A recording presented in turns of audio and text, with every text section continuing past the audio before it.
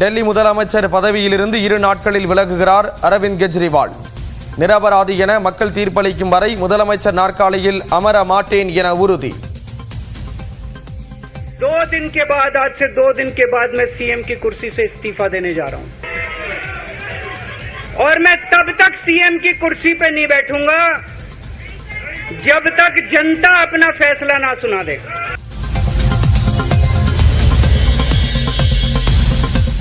ஆட்சி காலம் நிறைவடைய 5 மாதங்கள் இருக்கும் நிலையில் தேர்தலை சந்திக்கும் டெல்லி.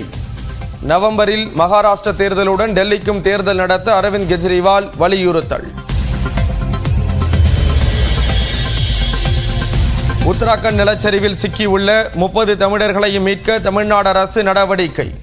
பாதுகாப்பு முகாமில் தங்கியுள்ளவர்களிடம் தொலைபேசியில் பேசி நிலைமையை கேட்டறிந்த முதலமைச்சர் மு.க. ஸ்டாலின்.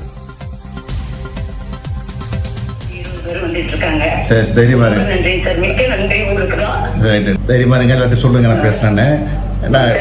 எல்லாம் நாங்க தொடர்பு அங்க இருக்க கலெக்டர் உடனே நாங்க உங்க மினிஸ்டர் எம்ஆர்பி சார் பேச சொல்லிட்டேன் சார். சரிம்மா சரிம்மா, நான் தைரியமா ரொம்ப நன்றி சார். ரைட்டுமா, வணக்கம். சொற்றொடரில் பிழை இருந்ததால் ஆட்சியில் அதிகாரம் குறித்த வீடியோவை அட்மின் நீக்கியதாக திருமாவளவன் விளக்கம். பிரச்சனை வேறு விதமாக சென்றதால் மீண்டும் பதிவிடுவதற்கு அட்மின் தயக்கம் காட்டியதாக பேட்டி. அதில் எழுதியிருந்த டெக்ஸ்ட் சரியா கம்ப்ளீஷன் ஆகல, அதில் கொஞ்சம் பிழை இருந்தது. நான் மாற்றி போடலான்னு நினச்சேன், அதுக்குள்ளே இது ஃபயர் ஆயிடுச்சு. அதுக்கப்புறம் என்ன செய்யறதுன்னு தெரியல, நான் தடுமாறி போயிட்டேன். உங்களுடைய வழிகாட்டுதலின் அடிப்படையில் செய்யலான்ட்டு தாமதப்படுத்திட்டேன்.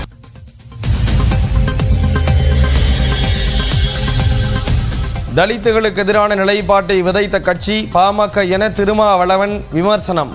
இரத்தக்கரை படிந்தவர்களுடன் கூட்டணி வைக்க வாய்ப்பில்லை என்றும் திட்டவட்டம்.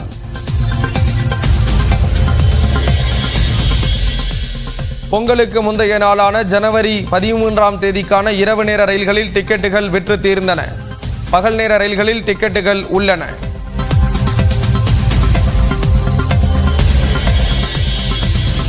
தமிழ்நாட்டில் இன்றும் நாளையும் வெப்பநிலை 2 முதல் 3 டிகிரி செல்சியஸ் அதிகரிக்க வாய்ப்பு. அதிக வெப்பநிலை மற்றும் ஈரப்பதத்தால் அசௌகரியம் ஏற்படும் என வானிலை மையம் எச்சரிக்கை.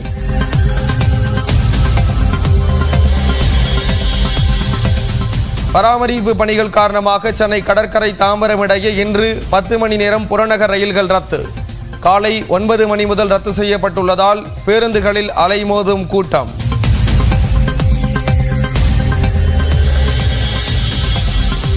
உலகம் முழுவதும் மலையாள மக்களால் கொண்டாடப்படும் ஓணம் பண்டிகை.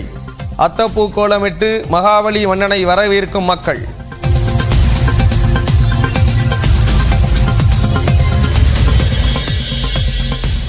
சென்னையில் ஊர்வலமாக கொண்டு செல்லப்பட்டு கரைக்கப்படும் விநாயகர் சிலைகள்.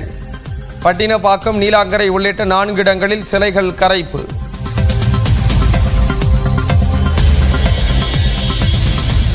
சீசன் முடிந்த பின்பும் குற்றால அருவிகளில் சீரான நீர்வரத்து. விடுமுறை தினம் என்பதால் அதிகரித்துள்ள சுற்றுலா பயணிகளின் கூட்டம்.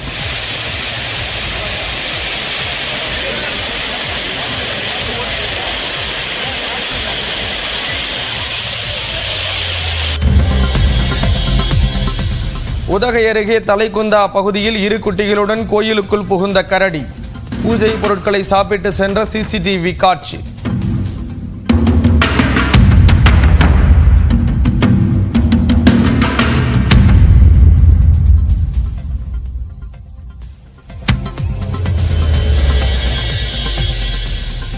கள்ளக்குறிச்சி மாவட்டம் சங்கராபுரம் அருகே தேர் திருவிழாவில் 2 தரப்பினரிடையே மோதல். காவலர்கள் தடியடி நடத்தியதால் தேர் பாதியில் நிறுத்தம்.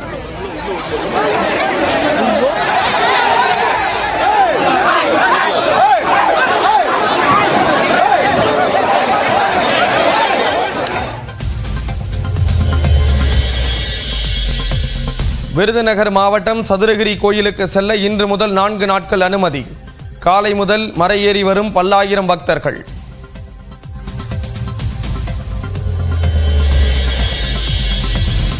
பேரறிஞர் அண்ணாவின் பிறந்த நாளை ஒட்டி அவரது உருவப்படத்திற்கு முதலமைச்சர் மு.க. ஸ்டாலின் மரியாதை.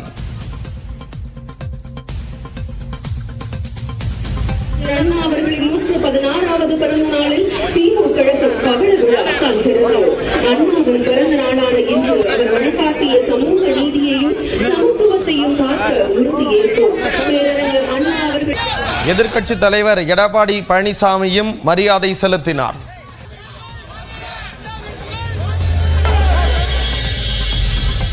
சென்னையில் மார்க்சிஸ்ட் மாநில அலுவலகத்தில் சீதாராம் யெச்சூரி உருவப்படத்திற்கு முதலமைச்சர் மு.க. ஸ்டாலின் மரியாதை. கட்சி நிர்வாகிகளை சந்தித்து ஆறுதல் கூறினார்.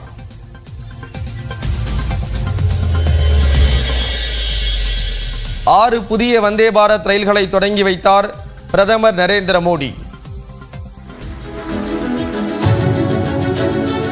झारखंड समेत विभिन्न प्रदेशों को 6 नई वंदे भारत एक्सप्रेस ट्रेनों का उपहार। प्रधानमंत्री जी द्वारा आज जिन नई वंदे भारत एक्सप्रेस ट्रेनों का शुभारंभ किया जा रहा है उनमें बाबा बैजनाथ धाम देवघर को बाबा विश्वनाथ வந்தே பாரத் ரயில்களின் எண்ணிக்கை 60ஆக உயர்வு. पूरा कांड्रा रेलवे खंड का अंडरपास और रिमोट का बटन दबाएं। மேடையில் கர்நாடக முதலமைச்சர் சித்தராமையாவை நோக்கி ஓடியவர் பிடிபட்டார். பாதுகாப்புக்கு நின்ற காவலர்கள் பிடித்து அழைத்துச் சென்றனர்.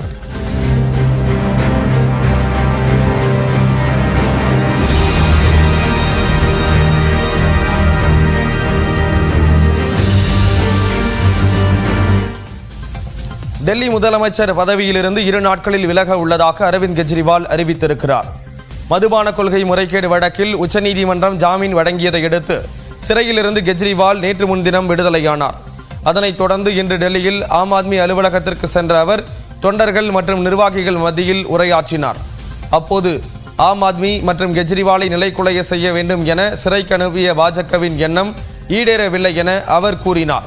அரசியல் அமைப்பை காக்க வேண்டும் என்பதால் சிறையில் இருந்தபோது ராஜினாமா செய்யவில்லை என கூறிய அரவிந்த் கெஜ்ரிவால் சிறையில் இருந்தபடி அரசை நடத்தலாம் என்பதற்கு ஆதரவாக உச்சநீதிமன்றம் கருத்து கூறியதையும் மேற்கோள் காட்டினார்.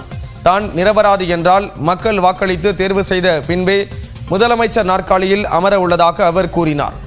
நவம்பரில் மகாராஷ்டிரா தேர்தலுடன் டெல்லிக்கும் தேர்தல் நடத்த வேண்டும் என கேட்டுக்கொண்ட அரவிந்த் கெஜ்ரிவால் அதுவரை கட்சியில் வேறு யாராவது முதலமைச்சராக இருப்பார்கள் என கூறினார்.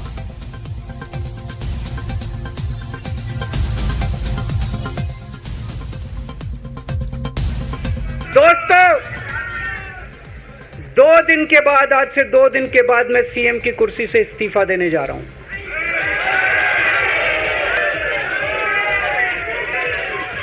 और मैं तब तक सीएम की कुर्सी पे नहीं बैठूंगा जब तक जनता अपना फैसला ना सुना दे।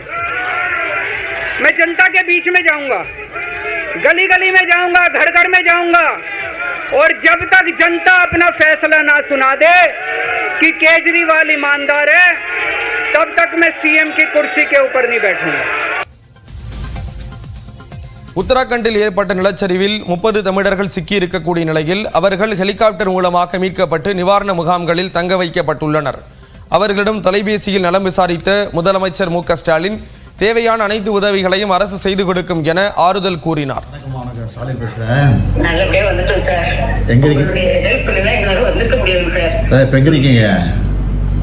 மெடிக்கல் செக்அப்ல தாசில்தார்ல இருக்கோம்.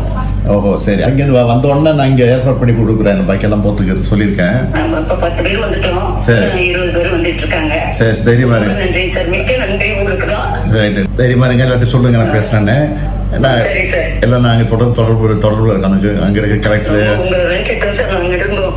நம்ம உடனே நாங்க உங்க மினிஸ்டர் எம்ஆர்பி சார் பேச சொல்லிட்டேன் சார். அப்பயே சரிம்மா, சரிம்மா. நான் தைரியமா இருங்க. ரொம்ப நன்றி சார். ரைட்டுமா. வணக்கம் வணக்கம் வணக்கம் வணக்கம்.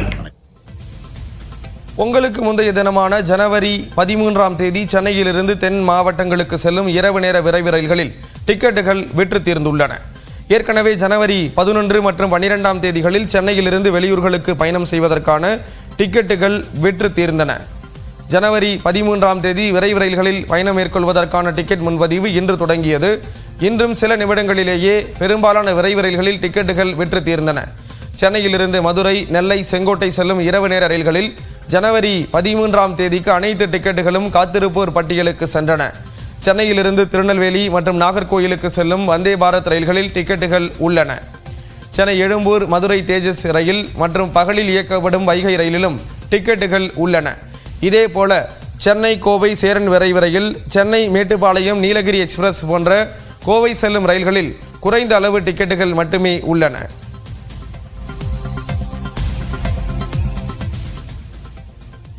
ஆட்சியில் பங்கு வேண்டும் என விசிக தலைவர் திருமாவளவன் பேசிய வீடியோ அவரது எக்ஸ் பக்கத்தின் பதிவிடப்பட்டு ஏன் நீக்கப்பட்டது என்பதற்கு திருச்சி செய்தியாளர் சந்திப்பில் அவர் விளக்கமளித்திருக்கிறார்.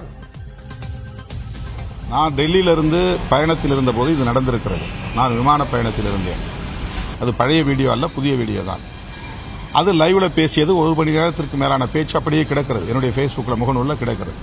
அதிலிருந்து ஷார்ட்ஸ் அண்ட் ரீல்ஸ் என்கிற அடிப்படையிலே 1 நிமிடம் 2 நிமிடத்திற்கு சின்ன சின்ன வீடியோக்களை பதிவிடுவது உண்டு. அப்படி பதிவிடுகிற நேரத்தில் அவர் டெக்ஸ்ட் சரியாக போடவில்லை என்று அவரே அதை டெலீட் செய்ததாக சொன்னார்.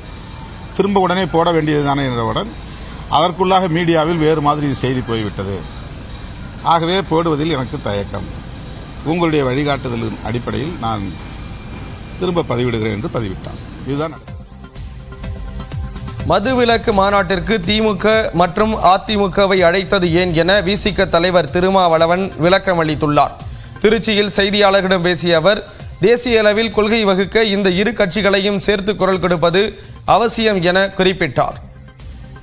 இதில் நான் ஏன் திமுக அதிமுக ஆகிய கட்சிகளும் இதில் பங்கேற்க வேண்டும் என்று சொன்னேன் என்றால், மதுவிலக்கு மற்றும் போதைப்பொருள் ஒழிப்பு தொடர்பாக ஒரு தேசிய கொள்கை வரையறுக்கப்பட வேண்டும் என்பதால் திமுகவும் இதில் சேர்ந்து அழுத்தம் கொடுத்தால்தான் இது நிகழும்.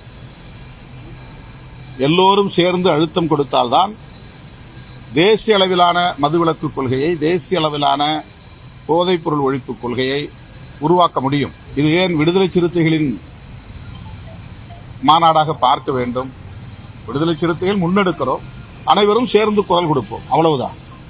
தேர்தல் அரசியலை அவரவர் வசதிக்கு ஏற்ப முடிவு செய்து கொள்ளலாம்.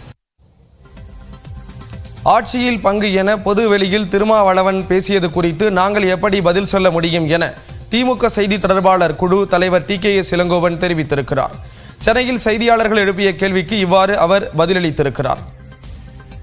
அது தலைமையோடு தேர்தல் நேரத்தில் பேசி முடிவெடுக்க வேண்டியது. இப்பொழுது அது குறித்து நாங்கள் பேசுவதற்கு ஒன்றுமில்லை.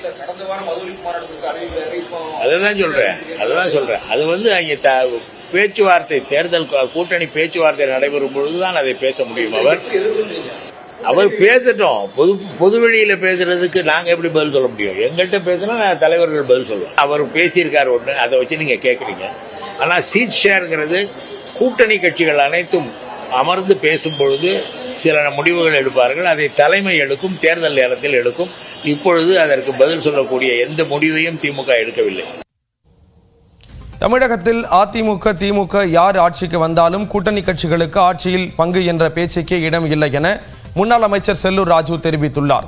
மதுரையில் செய்தியாளர்களை சந்தித்து பேசிய அவர், ஒரு நல்ல ஆட்சிக்கு இது சரிபட்டு வராது என்றும் கூறினார். அண்ணா திராவிட முன்னேற்ற கழகம் தான் ஆளுகிறோம். கூட்டணி என்ற பேச்சே கிடையாது. கூட்டணி ஆட்சி என்பதே கிடையாது. தமிழகத்தில் கூட்டணி ஆட்சி தமிழக மக்கள் விரும்ப மாட்டாங்க. முதல்ல அதை நினைச்சுக்கோங்க.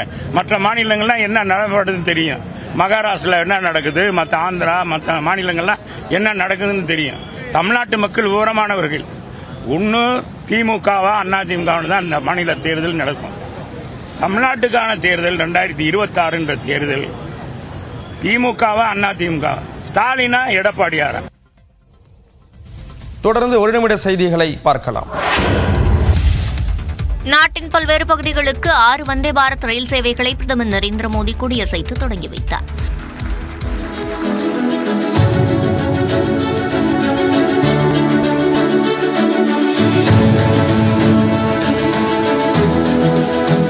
ஜார்க்கண்டில் நடைபெற்ற நிகழ்ச்சியில் காணொலி வாயிலாக ரயில் சேவைகளை தொடங்கி வைத்தார்.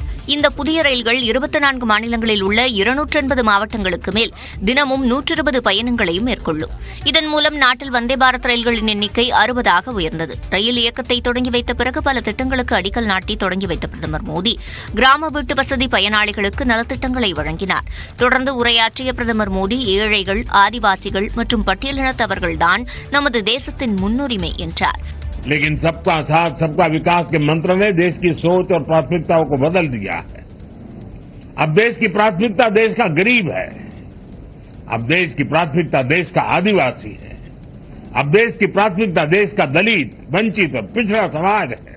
நவீன வளர்ச்சி நாட்டின் சில நகரங்களுக்கு மட்டுப்படுத்தப்பட்ட ஒரு காலம் இருந்ததால் ஜார்க்கண்ட் போன்ற மாநிலங்கள் நவீன வளர்ச்சியில் பின்தங்கிவிட்டதாக விமர்சித்தார்.